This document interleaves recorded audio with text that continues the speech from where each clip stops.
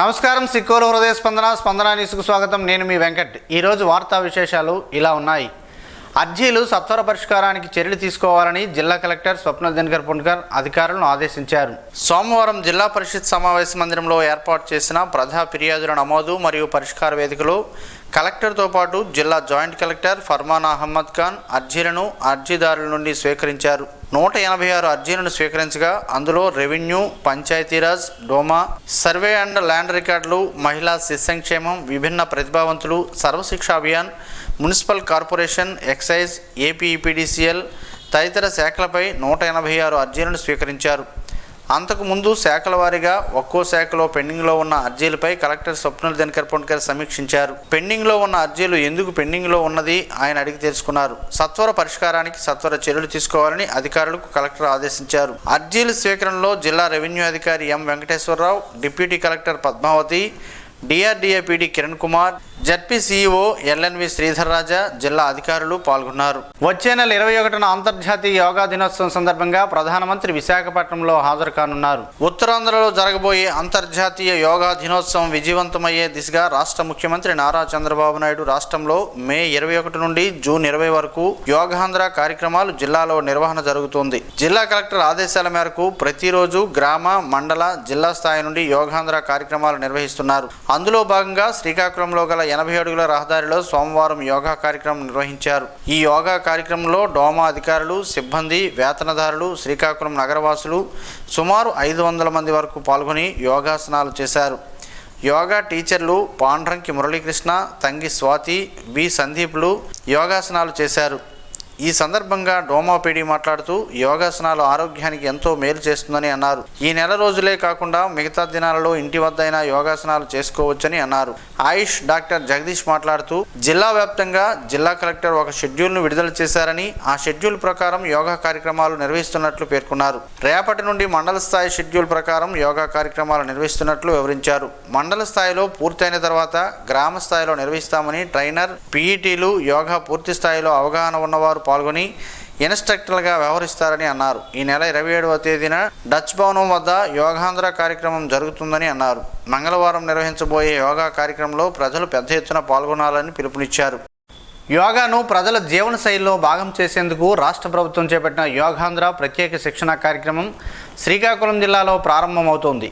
మే 24 నుంచి జిల్లా స్థాయిలో మాస్టర్ ట్రైనర్లకు శిక్షణ ఇప్పటికే ప్రారంభం కాగా మే 27 నుంచి మండల స్థాయిలో ట్రైనర్లకు శిక్షణలు ప్రారంభమవనున్నాయి. జిల్లా కలెక్టర్ స్వప్నల్ దినకర్ పుణ్కర్ ఒక ప్రకటనలో తెలిపారు.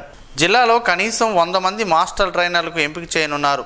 వీరికి మే 24, 25 తేదీల్లో 2 రోజుల శిక్షణ ఇవ్వనున్నారు. యోగా సర్టిఫికేట్ కలిగిన వారికి, ప్రముఖ యోగా సంస్థలతో అనుబంధం ఉన్నవారికి, యోగా క్యాంపులు నిర్వహించే వారికి ప్రాధాన్యత ఉంటుంది. ఎంపికైన మాస్టర్ ట్రైనర్ను తహసీల్దార్, ఎన్హెచ్ఓ ధృవీకరిస్తారని కలెక్టర్ తెలిపారు. ప్రతి మండలంలో 200 మంది యోగా ట్రైనర్లను తయారు చేయడమే లక్ష్యమని కలెక్టర్ తెలిపారు. ఈ శిక్షణ మే 27 నుంచి 31వ తేదీ వరకు ఉదయం 7 గంటల నుంచి 8 గంటల వరకు జరుగుతుంది. ఒక్కో సచివాలయానికి కనీసం 7 మంది ట్రైనర్లు ఉండేలా చర్యలు చేపట్టనున్నట్లు వెల్లడించారు. ఎంపికకు ఎంఎల్హెచ్పీలు, సచివాలయ ఉద్యోగులు, క్రీడాకారులు, యోగా అభిరుచి గలవారు అర్హులని వివరించారు. శిక్షణ తీసుకున్న ట్రైనర్లు జూన్ 3 నుంచి గ్రామ వార్డు స్థాయిలో 3 దశల్లో ప్రజలకు యోగా శిక్షణ ఇవ్వనున్నారు. ఒక్కో దశలో లక్షలాది మంది పాల్గొనేలా ఏర్పాట్లు చేస్తున్నారు. ఈ శిక్షణలో సామాన్య ప్రజలకి యోగా ప్రయోజనాలు, సాధన విధానాలపై అవగాహన కల్పిస్తారు. శిక్షణలో పాల్గొన్న మాస్టర్ ట్రైనర్లు సాధకులకు ఆయుష్ శాఖ, నేషనల్ ఇన్స్టిట్యూట్ ఆఫ్ యోగా ద్వారా దౌపత్రాలు జారీ చేయనున్నట్లు కలెక్టర్ తెలిపారు. యోగాతో ఆరోగ్యం శ్రీకాకుళం వైపు పయనమైంది అని కలెక్టర్ స్వప్నల్ దినకర్ పుణ్కర్ ఈ సందర్భంగా పేర్కొన్నారు. కడపలో వెలసి ఉన్న శ్రీగండి ఆంజనేయ స్వామిని రాష్ట్ర వ్యవసాయ శాఖ మంత్రి కింజరాపు అచ్చెన్నాయుడు దర్శించుకున్నారు. ఈ సందర్భంగా ఆయనకు పూర్ణ కుంభంతో ఆలయ అధికారులు స్వాగతం పలికారు. స్వామివారి పేరిట అర్చకులు ప్రత్యేక పూజ నిర్వహించిన అనంతరం మంత్రికి వేద ఆశీర్వచనం చేశారు. ఆలయ అర్చకులు ఆలయ విశిష్టతను వివరించారు. అనంతరం తీర్థప్రసాదాలను మంత్రికి అందజేశారు. మంత్రితో పాటు ముఖ్య నాయకులు కూడా ఉన్నారు. శ్రీకాకుళం జిల్లా విద్యుద్ఘాత ఘటనపై కేంద్ర మంత్రి కింజరాపు రామ్మోహన్ నాయుడు దిగ్భ్రాంతి వ్యక్తం చేశారు. గ్రామ దేవత ఉత్సవాల్లో ఇలాంటి విషాదకర ఘటన జరగడం బాధాకరమని పేర్కొన్నారు. మృతుల కుటుంబాలకు ప్రగాఢ సానుభూతి తెలియజేస్తూ క్షతగాత్రులకు తక్షణమే మెరుగైన వైద్యం అందించాలని అధికారులను ఆయన ఆదేశించారు. అర్జీదారులు సంతృప్తి పొందేలా ప్రజా ఫిర్యాదులు పూర్తి స్థాయిలో పరిష్కరించాలని జిల్లా ఎస్పీ కేవి మహేశ్వర్ రెడ్డి పోలీస్ అధికారులను ఆదేశించారు. సోమవారం జిల్లా పోలీస్ కార్యాలయంలో నిర్వహించిన ప్రజా ఫిర్యాదుల నమోదు పరిష్కార వేదిక కార్యక్రమంలో జిల్లా ఎస్పీ 62 మంది అర్జీదారుల నుంచి ఫిర్యాదులను స్వీకరించి వారితో ముఖాముఖి మాట్లాడి ఫిర్యాదుదారుల సమస్యలను తెలుసుకుని పూర్తి స్థాయిలో పరిష్కరిస్తామని భరోసా కల్పించారు. ఫిర్యాదుదారుల అర్జీలు, వారి వివరాలు సంబంధిత పోలీస్ అధికారులకు జూమ్ కాన్ఫరెన్స్ ద్వారా తక్షణమే సంబంధిత పోలీస్ అధికారులకు తెలియపరిచి చట్ట ప్రకారం చర్యలు తీసుకుని బాధితులకు న్యాయం చేయాలని ఆదేశించారు. ప్రజా ఫిర్యాదుల పట్ల అత్యంత ప్రాధాన్యతిస్తూ నిర్లక్ష్యం వహించకుండా త్వరితగతిన పరిష్కారం చూపాలని సూచించారు. ఈ క్రమంలో జిల్లా ఎస్పీ స్వయంగా వృద్ధులు, వికలాంగులు అర్జీదారులతో మాట్లాడి వారి సమస్యలను తెలుసుకున్నారు. ఆయా ఫిర్యాదులపై తీసుకున్న చర్యలను నిర్ణీత సమయంలో జిల్లా పోలీస్ కార్యాలయానికి నివేదిక రూపంలో పంపించాలని ఎస్పీ అధికారులను ఆదేశించారు. గాయాల పాలైన క్షతగాత్రులకు మెరుగైన వైద్యం అందించాలని రాష్ట్ర వ్యవసాయ శాఖ మంత్రి కింజరాపు అచ్చెన్నాయుడు వైద్యాధికారులను సోమవారం ఆదేశించారు. శ్రీకాకుళం జిల్లా కంచిలి మండలం తల్లతంపరలో విద్యుత్ షాక్తో 3 మృతి చెందడం పట్ల ఆయన తీవ్ర దిగ్భ్రాంతి వ్యక్తం చేశారు. గాయాల పాలైన మరో 2 మెరుగైన వైద్యం అందించాలని కంచిలి ఆసుపత్రి వైద్యులకు ఆదేశించారు. మృతుల కుటుంబాలకు తన ప్రగాఢ సానుభూతిని తెలియజేశారు. గ్రామ దేవత ఉత్సవాల్లో ఇటువంటి ఘటన జరగడం విచారకరమని అన్నారు. మీజల్స్, రూబెల్లా వ్యాక్సినేషన్ ప్రత్యేక శిబిరాలు నిర్వహిస్తున్నట్లు జిల్లా వైద్య ఆరోగ్య శాఖ అధికారి డాక్టర్ కె అనిత ఒక ప్రకటనలో సోమవారం వెల్లడించారు. ప్రభుత్వ ఉత్తర్వులు అనుసరించి జిల్లా కలెక్టర్ స్వప్న దినకర్ పుండ్కర్ ఆదేశాల మేరకు మీజిల్స్, రూబెల్లా వ్యాక్సినేషన్ ప్రత్యేక శిబిరాలను ఏర్పాటు చేయడమైనదని, మీజిల్స్, రూబెల్లా ఎలిమినేషన్ కార్యక్రమంలో భాగంగా జిల్లాలో 3 విడతలుగా వ్యాక్సినేషన్ జరుగుతుందని అన్నారు. మొదటి విడతగా మే 26 నుండి 31 వరకు, రెండవ విడతగా జూన్ 23 నుండి 28 వరకు, మూడవ విడతగా జూలై 21 నుండి 26వ తేదీ వరకు నిర్వహించనున్నట్లు తెలిపారు. ఈ ఎంఆర్ వ్యాక్సినేషన్ మొదటి డోసును 9 నుండి 12 నెలల మధ్య, రెండవ డోసును 16 నెలల నుండి 24 మధ్య పిల్లలకు వేయడం జరుగుతుందని, ఈ వ్యాక్సిన్ వేయడం వల్ల పిల్లలకు ఆటలమ్మ, రూబెల్లా వ్యాధులు రాకుండా నివారించవచ్చని అన్నారు. జిల్లా వ్యాప్తంగా అన్ని ప్రాథమిక ఆరోగ్య కేంద్రాల్లో, అంగన్వాడీ కేంద్రాల్లో ఈ కార్యక్రమాన్ని నిర్వహించనున్నట్లు తెలిపారు. ఈ ఎంఆర్ వ్యాక్సిన్ వేయని పిల్లలకు తల్లిదండ్రులు ప్రత్యేక శిబిరాల్లో వ్యాక్సిన్ వేయించాలని జిల్లా ఇమ్యునైజేషన్ అధికారి డాక్టర్ ఆర్ రామ్దాస్ కోరారు. కడపలో జరగనున్న మహానాడు కార్యక్రమానికి మాజీ ఎమ్మెల్యే గుండా లక్ష్మీదేవి వారి బృందం శ్రీకాకుళం నుంచి బయలుదేరి వెళ్లారు. తెలుగుదేశం పార్టీ అధినేత ముఖ్యమంత్రి నారా చంద్రబాబు నాయుడు అధ్యక్షతన పార్టీ వ్యవస్థాపక అధ్యక్షులు నందమూరి తారక రామారావు జయంతి సందర్భంగా 3 రోజుల పాటు జరగబో తెలుగుదేశం పార్టీ పండగ మహానాడు కార్యక్రమానికి అధినేత ఆహ్వానం మేరకు మాజీ శాసనసభ్యురాలు గుండా లక్ష్మీదేవి కడపకు బయలుదేరారు. బెండుగేటు నుండి వజ్రపు కొత్తూరు మండల కేంద్ర ప్రధాన రహదారి నిర్మాణ పనులు వెంటనే ప్రారంభించకపోతే రోడ్డు దిగ్బంధనం చేస్తామని సిపిఎం జిల్లా కార్యదర్శి డి గోవిందరావు, కార్యదర్శి వర్గ సభ్యులు మోహన్ రావు ప్రభుత్వాన్ని హెచ్చరించారు.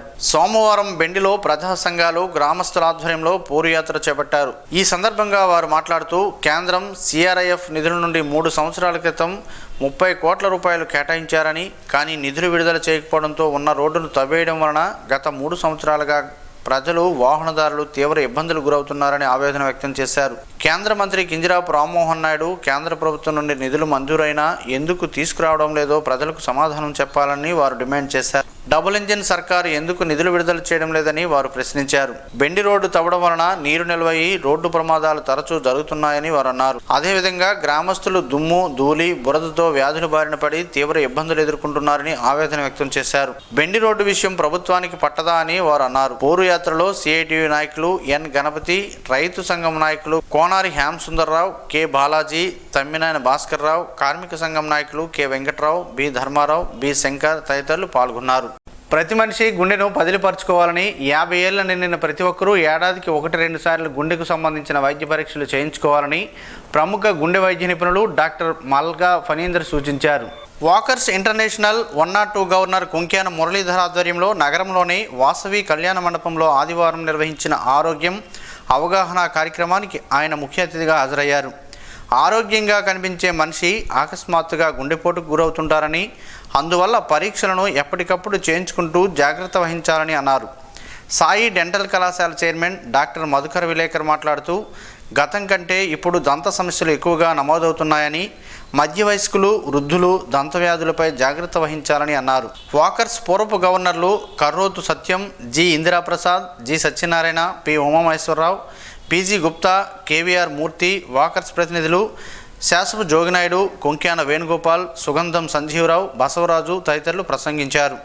ఈ సందర్భంగా 200 మందికి ఉచిత రక్త మధుమేహ పరీక్షలు, ఈసీజీ పరీక్షలు ఉచితంగా నిర్వహించి doctor Phanindra, doctor M Vasu వైద్య పరీక్షలు నిర్వహించగా వైద్య ఆరోగ్య సిబ్బంది పి చంద్రశేఖర్, టి నీలవేణి, కె జానకి సహకరించారు. ఈ కార్యక్రమంలో వాకర్స్ క్లబ్ ప్రతినిధులు పొట్నూరు నాగేశ్వరరావు, పంచాది నారాయణమూర్తి, పి మురళీకృష్ణ, బహదూర్ బాషా, గౌరీశంకర్, ప్రేమ్ కుమార్, గేదెల లక్ష్మి, ఎస్ విజయ్ కుమార్ తదితరులు పాల్గొన్నారు. కూటమి ప్రభుత్వం ఏర్పాటు చేసిన కొత్త అవుట్సోర్సింగ్ పద్ధతిలో ఆర్టీసీలో పనిచేసిన అవుట్సోర్సింగ్ కార్మికులు కూడా అవకాశం కల్పించాలని అవుట్సోర్సింగ్ ఎంప్లాయీస్ అసోసియేషన్ జిల్లా నాయకులు సోమవారం గ్రీవెన్స్లో వినతిపత్రం అందజేశారు. రాష్ట్ర అవుట్సోర్సింగ్ ఎంప్లాయీస్ అసోసియేషన్ రాష్ట్ర వ్యాప్త పిలుపు మేరకు శ్రీకాకుళం జిల్లాలో జిల్లా కలెక్టర్కి ఆర్టీసీ అవుట్సోర్సింగ్ సమస్యల మీద యూనియన్ నాయకులు వినతిపత్రాన్ని అందజేశారు. ఈ సందర్భంగా వారు మాట్లాడుతూ ఆర్టీసీ అవుట్సోర్సింగ్ వారి జీతభత్యాలు, పీఎఫ్, ఈఎస్ఐ సమస్యలపై అధికారులతో యూనియన్ నాయకులు చర్చించినట్లు తెలిపారు.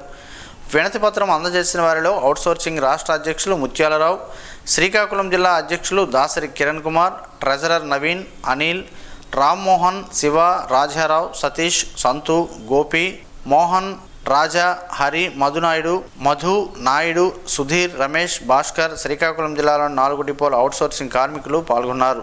కడపలో జరగనున్న జాతీయ తెలుగుదేశం పార్టీ మహానాడు కార్యక్రమానికి శ్రీకాకుళం నియోజకవర్గం తెలుగుదేశం నాయకులు, కార్యకర్తలు శ్రీకాకుళం నుండి బయలుదేరారు. ఈ నెల 27 మంగళవారం జరగబోయే మహానాడులో ఆంధ్రప్రదేశ్ సమగ్ర అభివృద్ధితో పాటు భారతదేశ అభివృద్ధి, సంక్షేమ, ఇతర రంగాలలో తెలుగుదేశం మూల సిద్ధాంతంలో భాగంగా పేద ప్రజల అభివృద్ధితో పాటు ప్రపంచంలో మన తెలుగువారు అన్ని రంగాలలో ముందుకు వెళ్లే విధంగా నిర్ణయాలను తీసుకునుట, అన్ని విధాలుగా మౌలిక రంగాలలో ఇంకా ఏమైనా సదుపాయాలు చేయడానికి విధానపరమైన నిర్ణయాలకు వేదికగా ఈ మహానాడు ఉపయోగపడుతుందని ఆశాభావాన్ని ఆ పార్టీ నేతలు వ్యక్తం చేస్తున్నారు.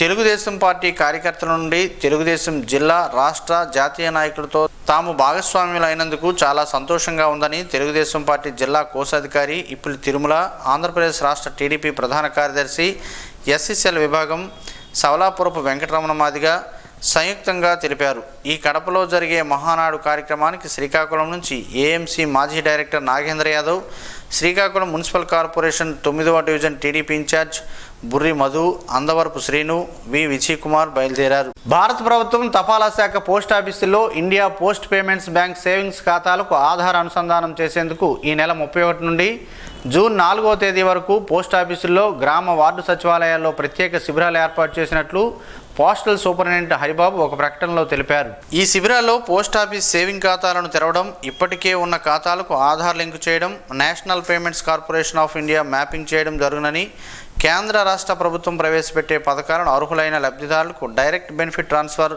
డీబీటీ చేసేందుకు వీలుగా ఈ ఖాతాలు ఉపయోగపడతాయని అన్నారు. జిల్లాలో ప్రస్తుతం నిరుపయోగంగా ఉన్న ఖాతాలను పోస్టాఫీసుల ద్వారా పునరుద్ధరణ చేయడం జరుగుతుందని అన్నారు.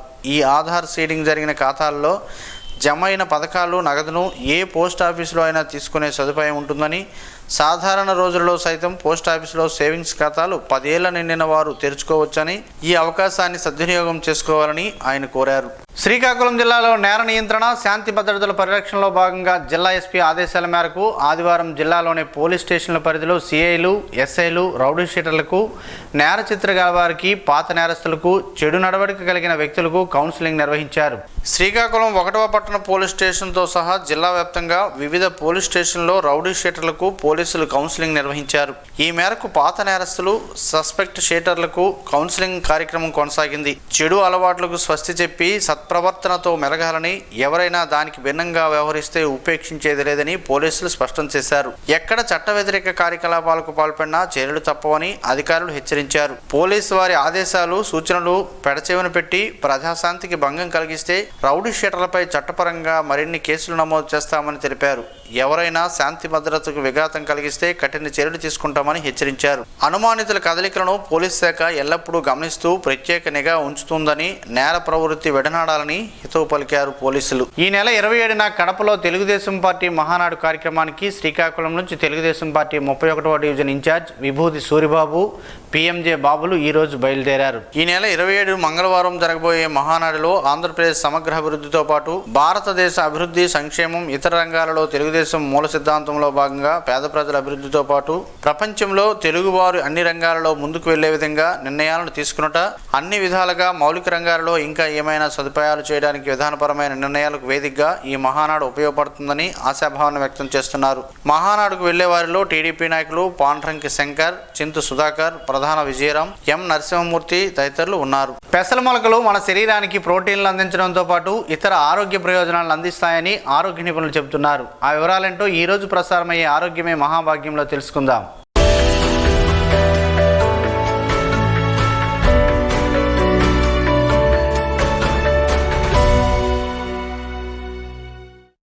విటమిన్లు, ఖనిజాలతో సమృద్ధిగా లభించే పెసల మొలకలను తరచూ తింటే సంపూర్ణ ఆరోగ్యమే సొంతమవుతుంది. వీటి పూర్తి ప్రయోజనాలు ఏంటో చూద్దాం. చిక్కుడు, బఠానీ, పెసలు, పల్లీలు వంటి మొలకెత్తించిన పప్పు గింజలు ఆరోగ్యానికి ఎంతో మేలు చేస్తాయి. ప్రతి ఒక్కరూ మొలకలు లేదా స్పాట్స్ తప్పనిసరిగా తినాలని పోషకాహార నిపుణులు, డాక్టర్లు నిత్యం చెబుతూనే ఉంటారు. అయితే పెసలు మొలకలు శరీరానికి ప్రోటీన్లు అందించడంతో పాటు ఇతర ఆరోగ్య ప్రయోజనాలను కూడా అందిస్తాయి. విటమిన్లు, ఖనిజాలతో సమృద్ధిగా లభించే వీటిని తరచూ తింటే సంపూర్ణ ఆరోగ్యం సొంతమవుతుంది. శరీరంలో ఏమాత్రం కొవ్వు లేని లీన్ బాడీ కోసం ట్రై చేసేవారికి పెసల మొలకలు చాలా ఉపయోగపడతాయి. ఏ భయము లేకుండా వీటిని రోజు తినొచ్చు. పెసల మొలకలలో ఫైబర్ చాలా అధికంగా లభిస్తుంది. బరువు తగ్గడానికి ప్రయత్నించే వారికి వీటిని మించిన మొలకలు లేవని చెప్పొచ్చు. ఫైబర్ ఇందులో ఎక్కువగా ఉండటం వల్ల వీటిని తినగానే కడుపు నిండిన భావన కూడా కలుగుతుంది. అప్పుడు అతిగా ఆహారం తినబుద్ధి కాదు, ఆకలి దప్పులు కూడా తీరుతాయి. ఫలితంగా బరువు తగ్గడం సాధ్యమవుతుంది. పెసర మొలకలు vitamin B, phosphorus, potassium, magnesium వంటి పోషకాలలో నిలయం. ఈ మొలకల్లో అధికంగా లభించే ఐరన్ శరీరంలోని హిమోగ్లోబిన్ స్థాయిలను పెంచుతుంది. ఫలితంగా రక్తహీనత సమస్య చాలా వరకు తగ్గుతుంది. మొలకెత్తిన పెసరలోనే సంక్లిష్ట పోషకాలు కడుపులోకి వెళ్ళిన తర్వాత చాలా చిన్న చిన్న పదార్థాలుగా మారుతాయి. అలా అణువులుగా మారిన ఆ పోషకాలు చాలా త్వరగా, ఈజీగా జీర్ణమవుతాయి. వీటిలో లభించే ప్రోటోయలైటిక్ వంటి ఎంజైమ్స్ వల్ల తిన్న ఆహారం అంతా చక్కగా, తొందరగా జీర్ణమవుతుంది. కార్బోహైడ్రేట్లు, ప్రోటీన్లను సవ్యంగా అరిగి వంటపడతాయి. పెసర మొలకల్లో ఉండే వైటిక్సిన్, ఐసోవిటిక్సిన్ అనే యాంటీ ఆక్సిడెంట్లు రక్తంలో చక్కెర స్థాయిలను తగ్గిస్తాయి. ఈ మొలకలు బాడీలో యాంటీ ఆక్సిడెంట్లు, విటమిన్ సి స్థాయిని పెంచుతాయి. ఈ మొలకలతో రోగనిరోధక శక్తిని పెంచడంలో, శరీరాన్ని డిటాక్స్ చేయడంలో ఉపయోగపడే క్లోరోఫిల్ కంటెంట్ను బాడీలో పెంచుకోవచ్చు. పెసరపప్పును సూప్లు, సలాడ్లు ఇంకా రకరకాల వంటకాల్లో కూడా వాడుతూ మరిన్ని ఆరోగ్య ప్రయోజనాలు పొందవచ్చు. ఎముకలు దృఢంగా మార్చడంలో, ఎముకల నిర్మాణం బలపరచడంలో ఈ మొలకలు అద్భుతంగా పనిచేస్తాయి. కణాల పెరుగుదలలోనూ ఇవి ఎంతగానో దోహదం చేస్తాయని ఆరోగ్య నిపుణులు చెబుతున్నారు.